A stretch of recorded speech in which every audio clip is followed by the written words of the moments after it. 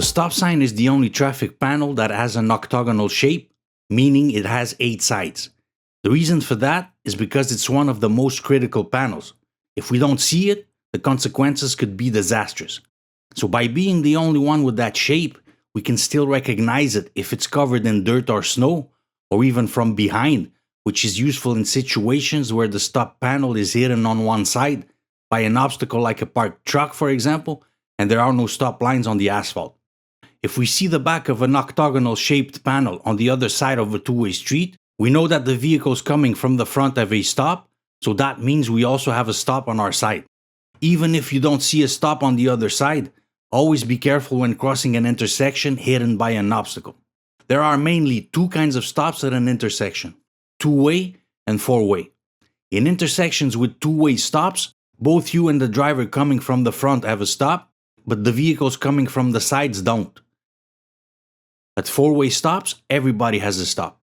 There are also other configurations, and how priorities will work at any configuration will vary depending on the situation.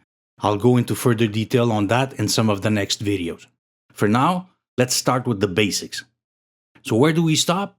If there's a white stop line at the stop, that's where we need to stop. We stop the front of the vehicle just a bit before the line. And the trick for that is that we should stop just a bit after we don't see the line anymore.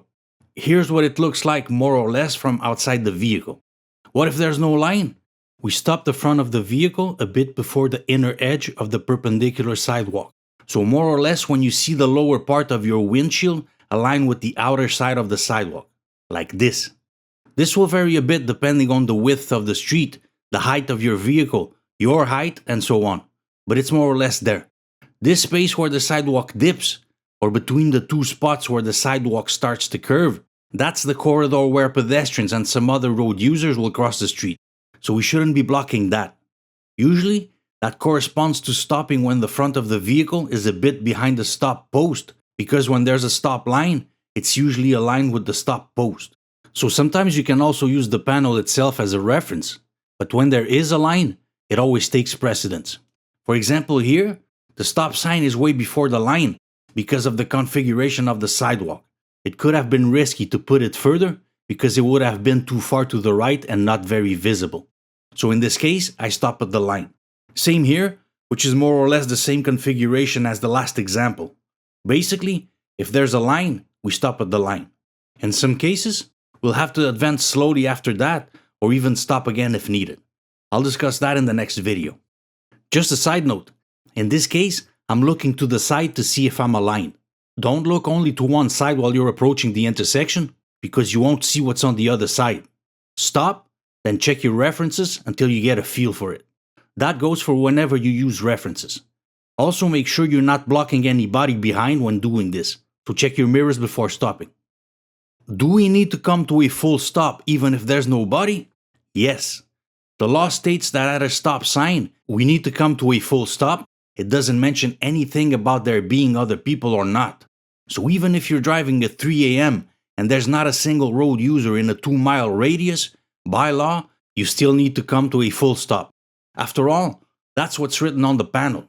Stop, not slow down. It's not a conditional thing. What acts more or less as a conditional stop is a yield. At a yield, if there's someone approaching, you might need to stop or at least slow down and yield to them. And if there's nobody, you can go. Now, how long do we need to stop? This is something that causes a lot of confusion with a lot of people. I sometimes get comments saying, "You didn't wait 3 seconds at the stop." And they're right. Most of the time, I don't. And the reason is simple. I don't have to. In Quebec, where I drive, the law basically states that you need to come to a complete stop, respect priorities, then go when it's safe to do so. It doesn't require you to stay still any amount of seconds.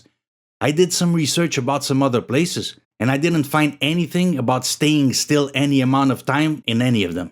The laws are basically the same as here.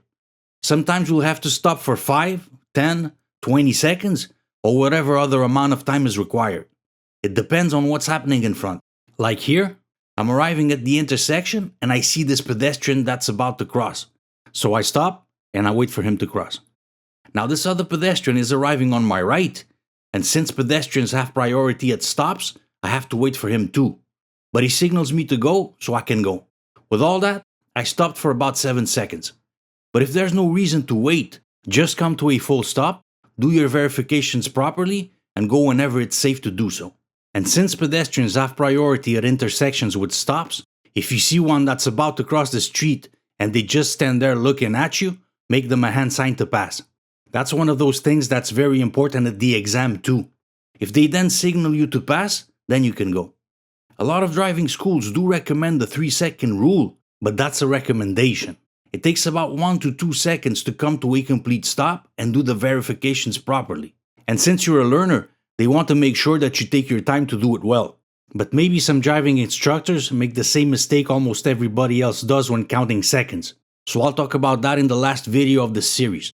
In the next video, two-way stops. So stay tuned, see you then.